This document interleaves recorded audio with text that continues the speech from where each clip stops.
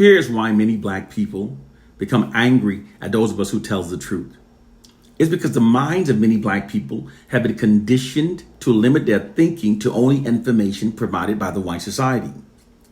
Therefore, when those of us that possess the mental fortitude to go out there and do our own research and find verifiable facts, liberating facts, and when we try to present it to those black people whose minds are limited to only the false knowledge that comes from the white society, this causes them to become angry at those of us who are trying to free their minds. I know that sounded a bit complicated to some people, so I will restate it much more simpler by saying that they've conditioned millions of black people to limit our understandings to only information given to us by the white society. And as a result of this fact, many black people makes enemies of those of us who are providing the truthful information that liberates their minds. Those of us who are trying to expand their minds beyond the borders set forth by the white society, they get angry at us. This emotional response is called cognitive dissonance.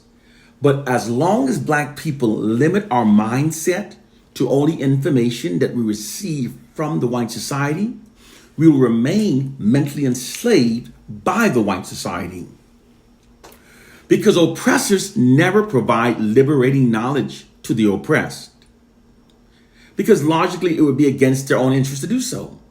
The oppressors always feed lies into the minds of the oppressed that serves and protects the interests of the oppressors. This is why those of us that have expanded our minds beyond those limitations set forth by the white society, those of us who have conducted our own research and have found our black liberating truths that are verifiable and quantifiable, the hidden knowledge, we must teach it to our people. We must teach it even though they've brainwashed millions of our people to reject it and to hate those of us who teach it. We must teach it nonetheless. I sincerely believe in a people's ability to rise above any and all situations when given the proper information about their plight and condition. If learning the truth couldn't liberate us, white oppressive forces would not have spread so much false information into the minds of black people in regards to our plight and condition. Today, our people are drowning in disinformation and are more confused and divided now with different opinions and ideologies than in any previous time in history. We currently have millions of African Americans now insisting that we're not from Africa, irrespective of the fact that millions of us have taken DNA analysis that have scientifically confirmed our African identity. Today, millions of our men are insisting on calling themselves niggas, a word that sounds very similar to niggers, just because it's an African word meaning king. This literally makes as much sense as learning that shit was an ancient word meaning king and believing that that presents a good reason to now call ourselves shit. We also have millions of black people insisting that a Bible written by those that have in fact proven themselves as being history's most ungodliest group of people throughout history contains the true words of God. Accepting that a Bible written by our oppressors, our ungodly oppressors, contains the true words of God is literally equivalent to accepting a soup served from a sewer and believing that it contains no germs. A Bible written by our ungodly oppressors is inherently disqualified from containing the true words of an infallible God. Moreover, the ungodly way of which the Bible was brutally introduced to Africans totally disqualifies it from containing the true words of God. Because the true words of God would not be introduced to a people through the brutal savagery of rape, torture, enslavement, and murder. That's not the way the words of God were brought to a people. Furthermore, the Bible was brutally beaten into submission within the blood-soaked minds of our ancestors. To believe that this Bible now provides the path to our salvation is an asinine belief. For those who are unfamiliar with this word asinine, well, it essentially means ass backwards thinking. The ignorant are ignorant of their own ignorance. These noted beliefs are all false knowledge. Using false knowledge is the most effective way to keep a people mentally enslaved. Because if you just keep a people ignorant, this creates a void within their collective minds that causes them to continually search for answers, search for the truth, and eventually they'll find the truth. But if you embed false information into an ignorant mind, they'll cling to the false knowledge, believing that is true, and therefore won't search for the truth, the real truth. In this sense, the false knowledge mentally enslaves them. This is the true reason why white oppressive forces have spread so much false information into the minds of black people. They did this because it prevents us from gaining the true understanding of our plight and condition. By keeping our understandings of our plight and conditions flawed, this keeps all of our liberating strategies flawed. All of our methods of trying to free ourselves will be flawed because we're functioning based upon a false ideology. Many have asked me how to tell when your knowledge is true or false. The difference is that false knowledge does not expand your understanding of your plight and condition. It does not stimulate critical thinking. It dissuades it. It doesn't help your mind to see more ways to liberate yourself. It keeps you stagnant in terms of your liberation, like running on a treadmill, getting nowhere. With true knowledge, the effects are the exact opposite.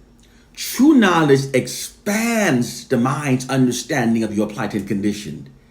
This gained understanding stimulates critical thinking that leads to developing multiple ways to overcome your challenges.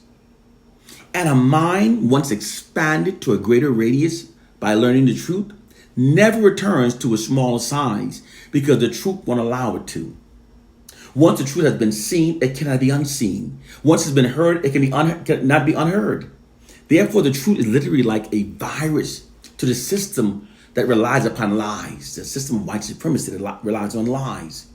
This is why white oppressive forces works unrelentingly behind the scenes, deploying so much disinformation into the black communities. They don't want us to ever learn the black liberating truth. Now that I've given you this true knowledge, consider the following fact that presently there's a Bible within over 1 billion black households globally. True black liberating information is never found within literature that is being made so easily available to us. It's always found in literature that's being deliberately kept from us. This is a common sense logical fact that the ignorant and mentally enslaved cannot see. The fact that the Bible has been made so readily available to black people, and the fact that it was originally imposed upon black people, totally inherently disqualifies the Bible from providing black liberating knowledge. If it contained liberating knowledge, it would be kept as far away as possible from us, not imposed upon us.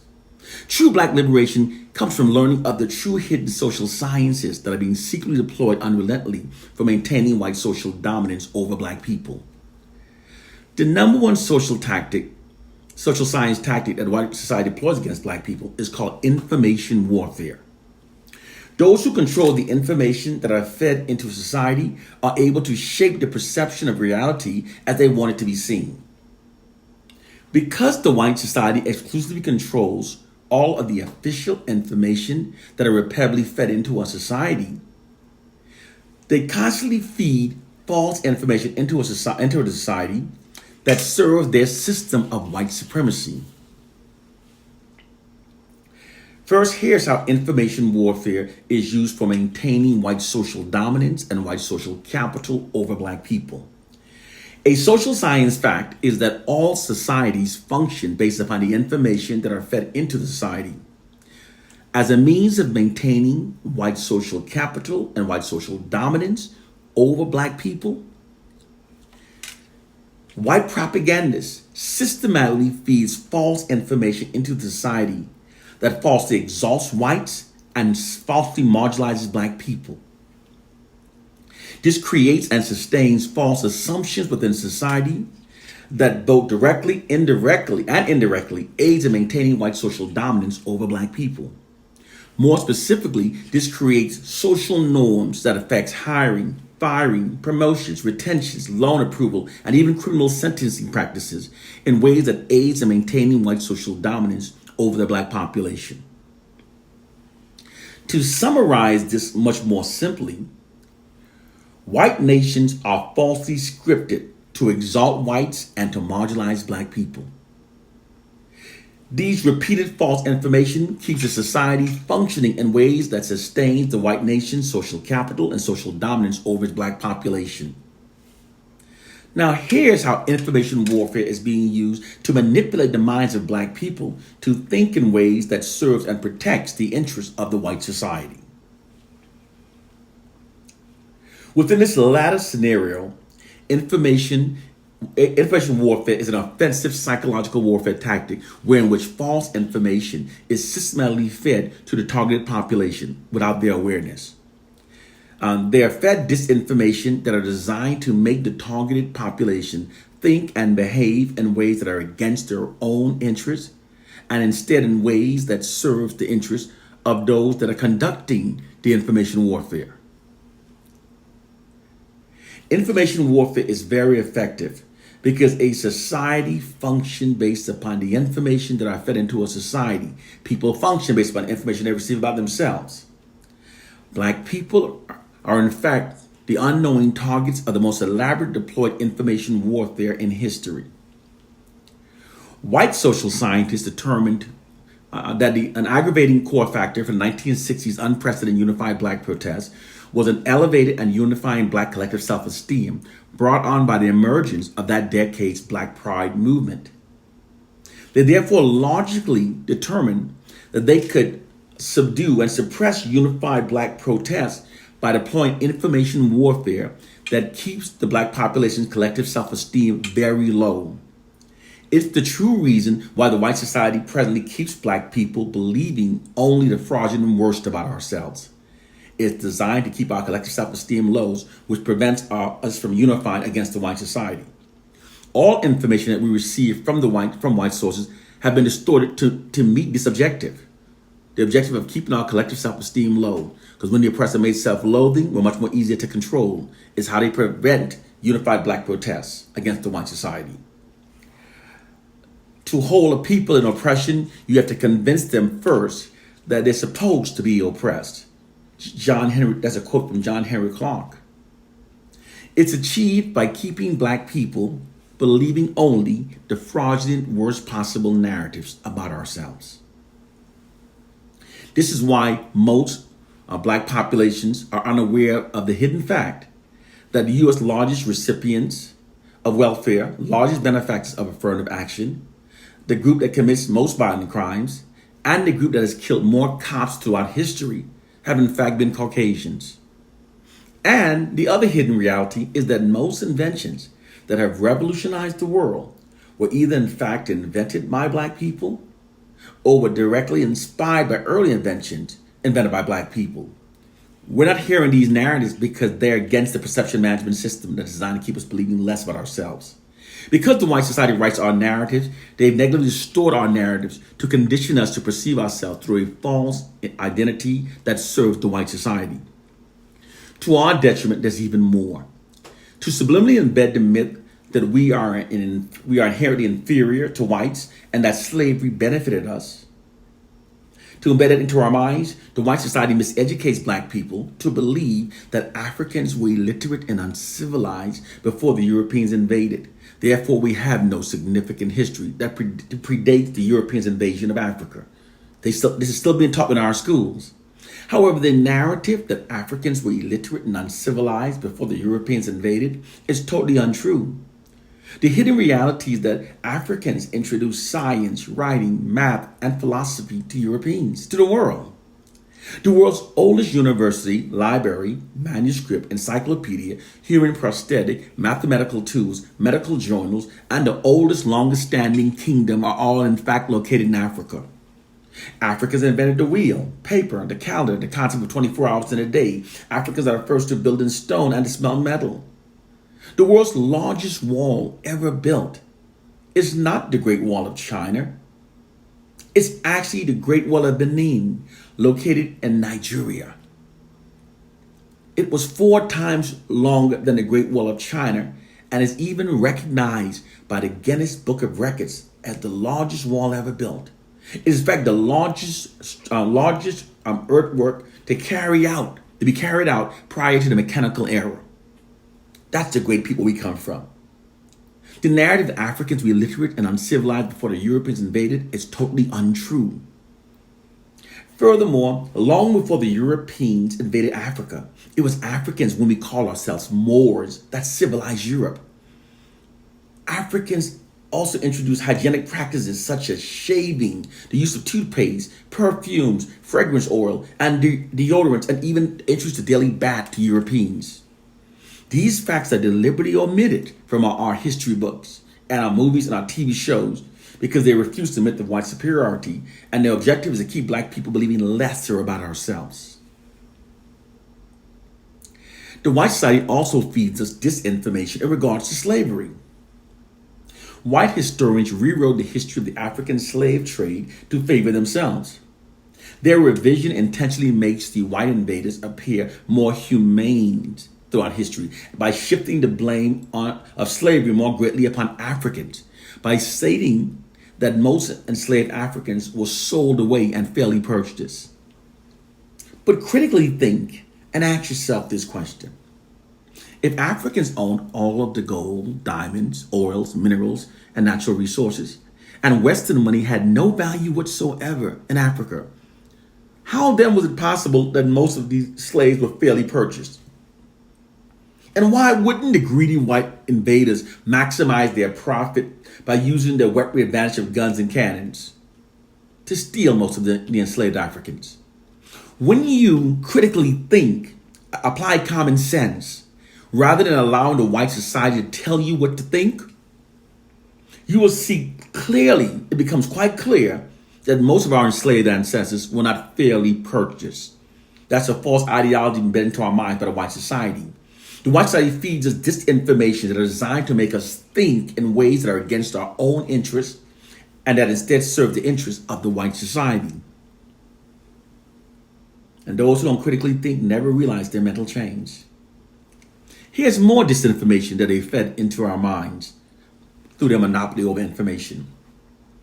Although it's a fact that Caucasians share more physical characteristics with European Neanderthals than they probably do with we melanated Africans, they've, however, conditioned the world to ignore this fact and have totally separated themselves from those Neanderthals of Europe and instead claim themselves as being African Homo sapiens that turned white as a result of moving to the colder weather. And they claim they're the highest evolved. The highest evolved, and we Africans, true Africans, are the lowest. They said they're suffering from an alleged form of mutational cold weather albinism. However, it's been scientifically proven by DNA analysis that Caucasians are not African albinos, but have instead inherited their skin color and animistic hair from the Neanderthal DNA. It's also been scientifically proven that our melanated skin and our woolly hair are the result of Homo sapien DNA. Africans are the only true Homo sapiens, and Africans are not even included with the Darwin evolutionary chart. Unlike Caucasians that who evolved from lower primates, Africans have always been Homo sapiens. See, most don't notice because the white society lies. They separate themselves from the Neanderthals and falsely attach themselves onto we Africans while claiming that they are the highest evolved. They are not even scientifically Homo sapiens. They are Homo sapiens sapiens. I know this is a disappointment for those of you who like the premise that all life originated from Africa and spread around the world. Homo sapiens spread it around the world, but we encountered primates that were already there. And this is all scientifically proven. Learn the facts, function based on facts. The white society sits upon a throne of lies. The real matrix is an enormous illusory truth effect created by lies that we've been fed into our minds. The illusory truth effect is when people have been made to believe that false information is true because of being constantly subjected to the false information, and they then begin functioning based upon the false information instead of what's actually true. We are functioning based upon false narratives that the white society is fed. As long as we believe these narratives, it holds on to their power. Their power is dependent upon us believing their lies, those mental enslaving lies, those lies that exalt them, because people function based on what they've been misled to believe. So the white society always want to keep us believing that they're superior. Everything that you presently believe that infers white superiority is a damn lie. Whenever history's most notorious deceitful lies are controlling the narratives that are fed into the world, they'll always feed the word lies that empowers themselves. It's the people they are. It's where they've always been. It's the only way they know how to be. But they brainwash you to forget this. So you blindly accept the things they're saying, and you start demoralizing your people. You start looking up to white people, looking down at your own people. It's time to wake up to our reality. One love and peace.